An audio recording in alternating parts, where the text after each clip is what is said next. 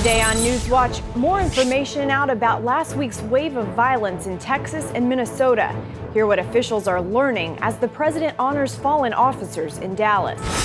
Plus, why Donald Trump is blasting the Veterans Affairs Office and why he won't let Hillary Clinton off the hook for her email scandal. And a former Muslim sniper takes us inside the mind of a terrorist. Hear what he has to say about Islam, and it isn't pretty.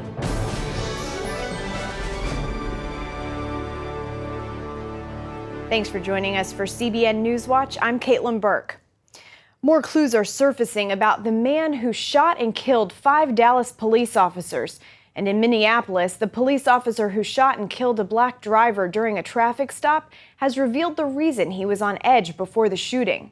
This as peaceful protests continue across the country and funeral preparations for the victims move forward. Heather Sells has the latest. In Minnesota, a lawyer for the police officer who shot a black driver says his client thought he was approaching someone who resembled an armed robbery suspect. If true, it could dramatically alter how investigators view the deadly traffic stop.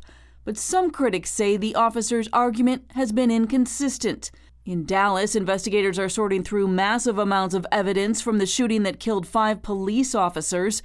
When they searched gunman Micah Johnson's home, they found a large stockpile of explosive material.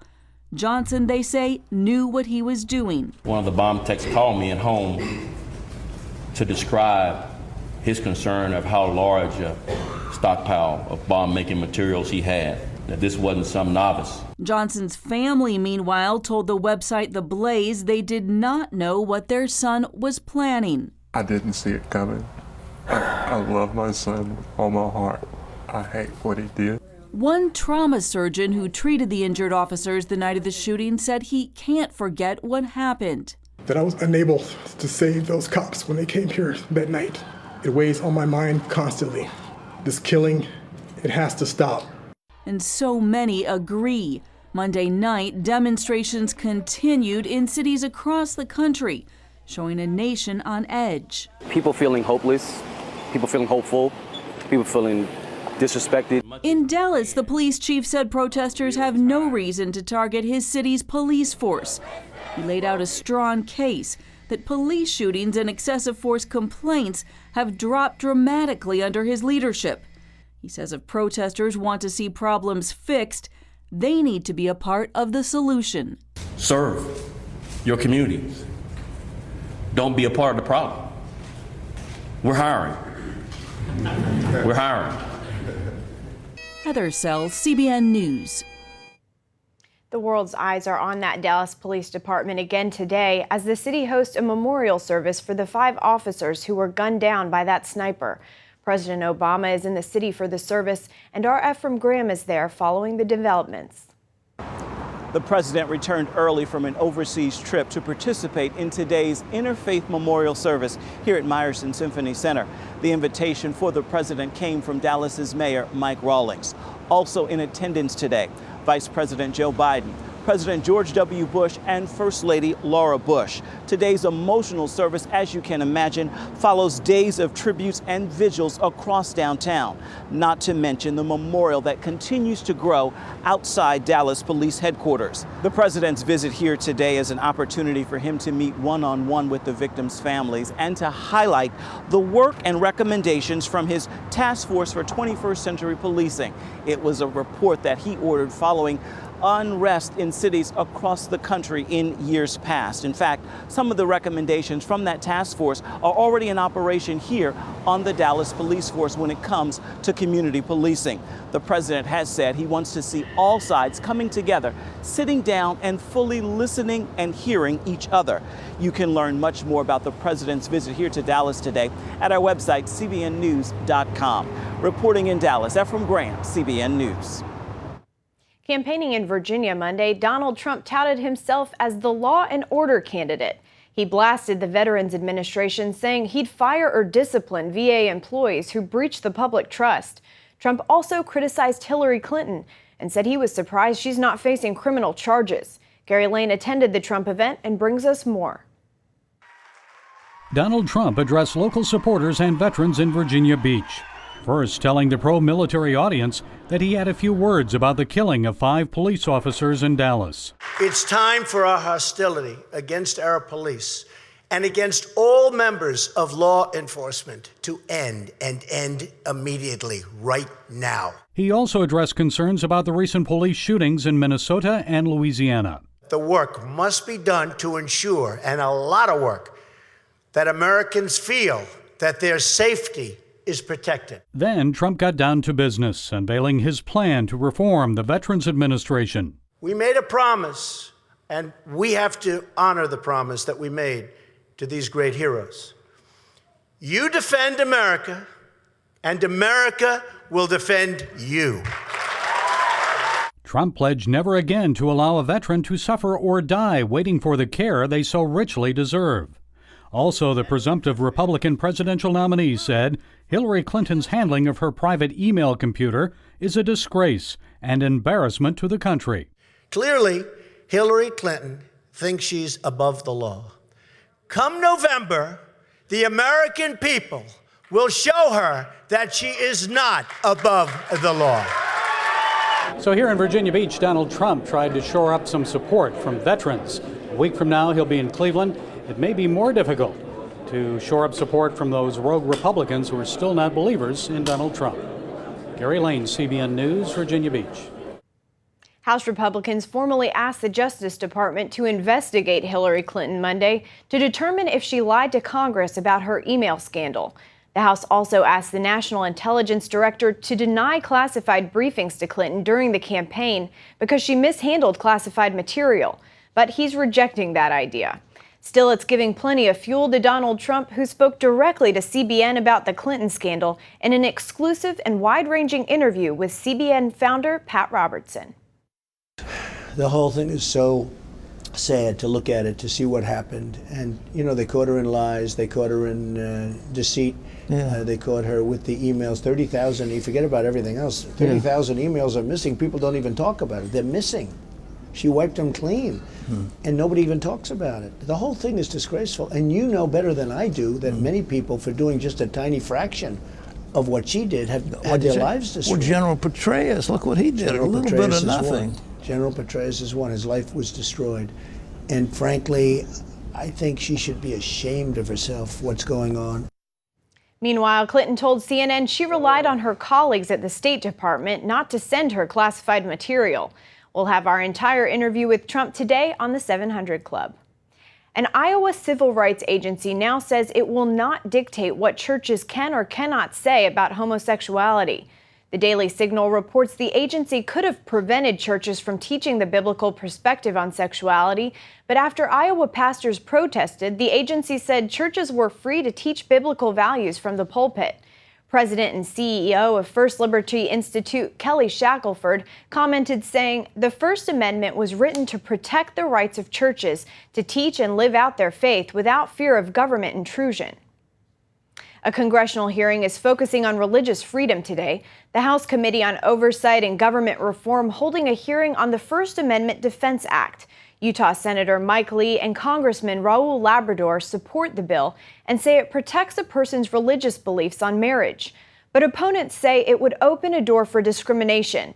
Heritage Action for America CEO Michael Needham is calling on Republican leaders to pass the bill, saying our nation was founded on religious liberty, and that liberty is now at risk. This is not a time for inaction. New abortion restrictions are being considered in Alabama and Pennsylvania. In Alabama, the new laws ban abortion clinics near schools, as well as the procedure most commonly used to end a second trimester pregnancy.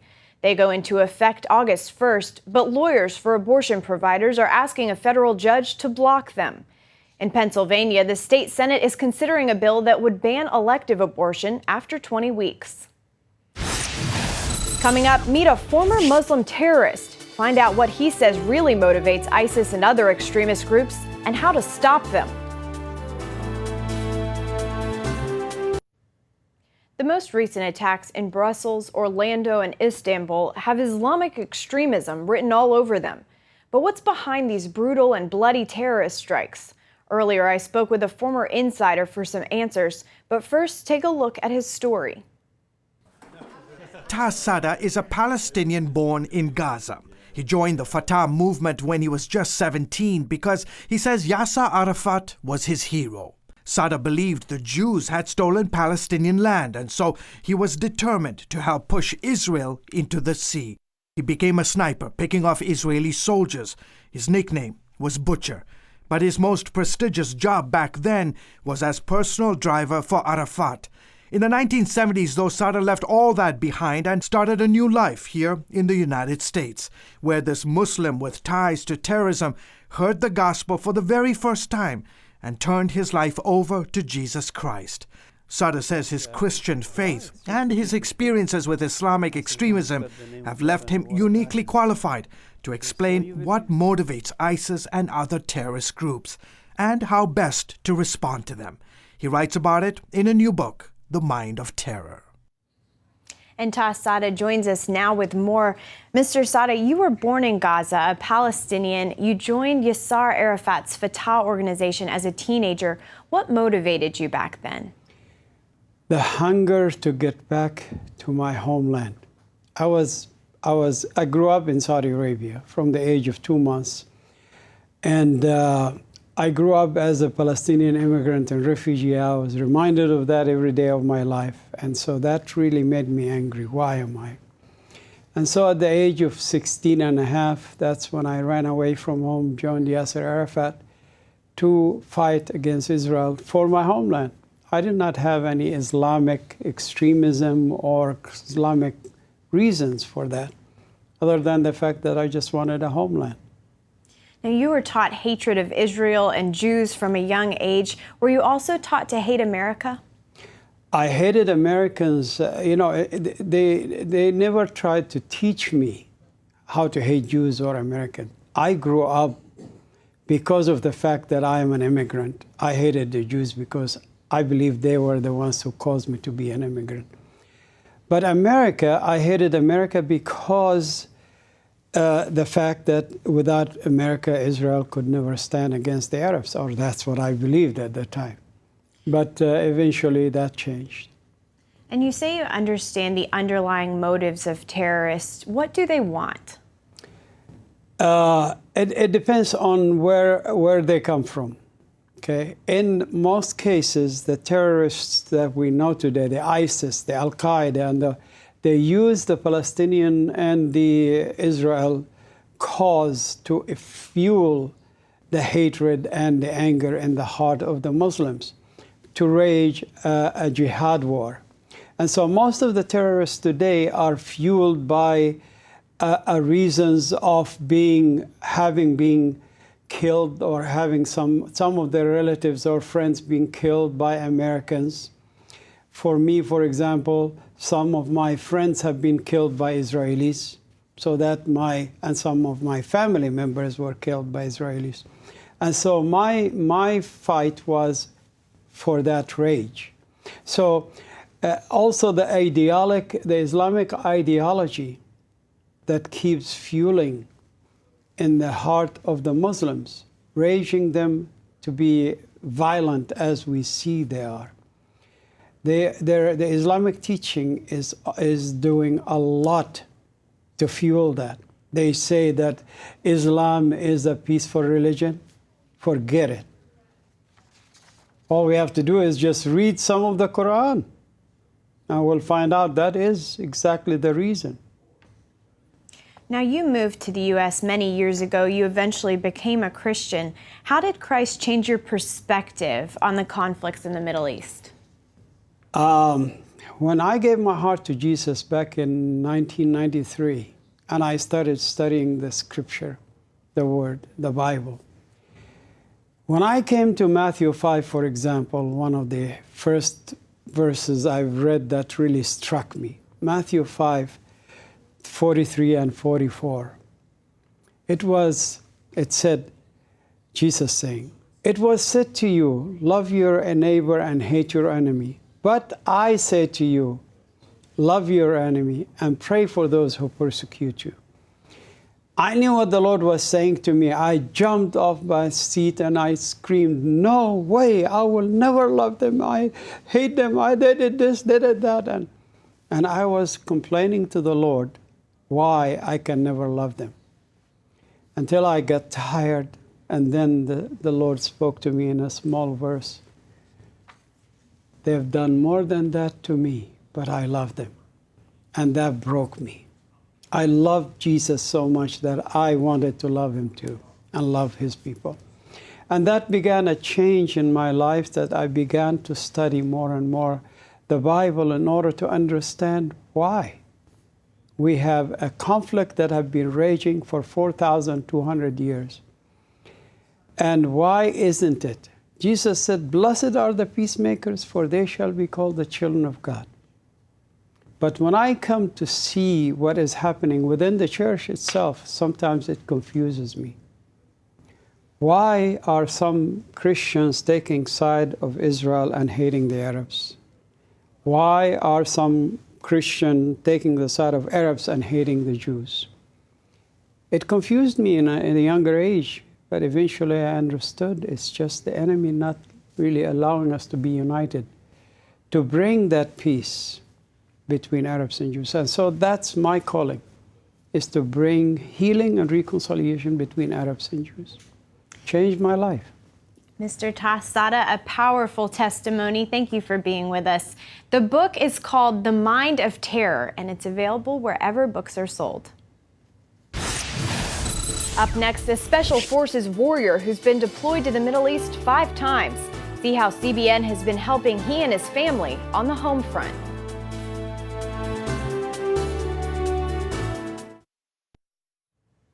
Aaron and Rachel are a military couple with 4 children. They strongly rely on each other, especially when Aaron is deployed. But recently they needed some outside assistance, and that's exactly what they got from CBN's Helping the Homefront. The beach just outside Camp Pendleton in Oceanside, California, is where Marine Corps Staff Sergeant Aaron likes to spend time with his wife Rachel and their children. Help her down, bud. Help her down. The beauty and tranquility is a drastic difference from the front lines in the Middle East, where Aaron's deployed 5 times with the U.S. Special Forces. He relies on Rachel to keep things together while he's gone. I couldn't do the job that I'm doing right now without her.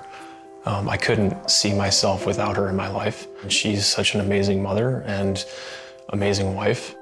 I'm proud of Aaron because he's never stepped back from the call, and he does it honorably, and he does it without hesitation.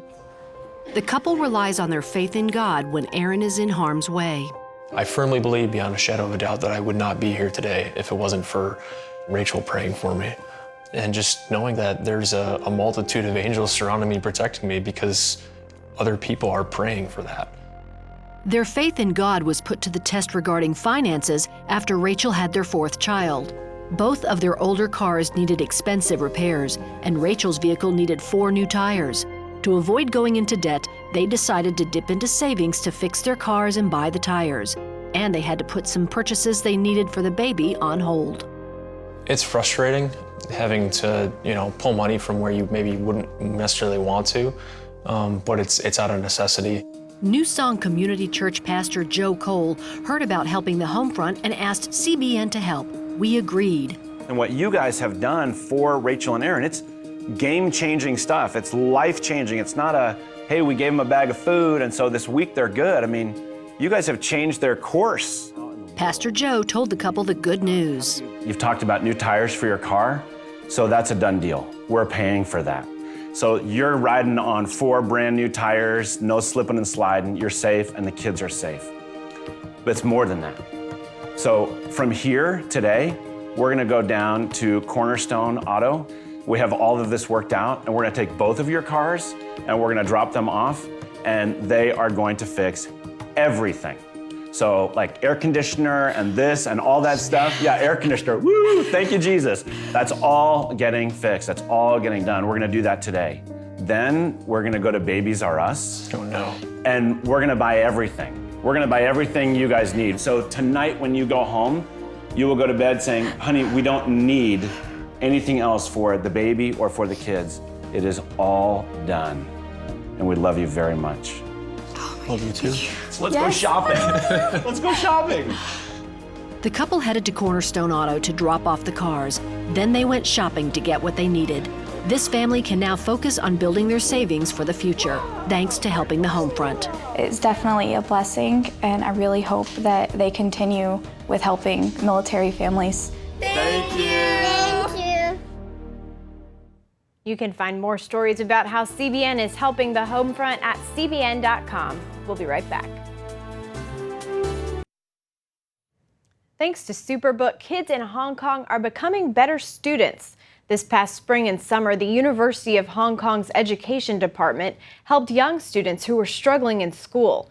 The teaching began in small groups of 13 students using Superbook family discussion guides from the Superbook DVDs. Since then, students have seen improvements in their lessons and self-confidence. The university plans on continuing the program and helping many more children with the Superbook ministry. You can find out more about what CBN is doing around the world by logging on to cbn.com/international.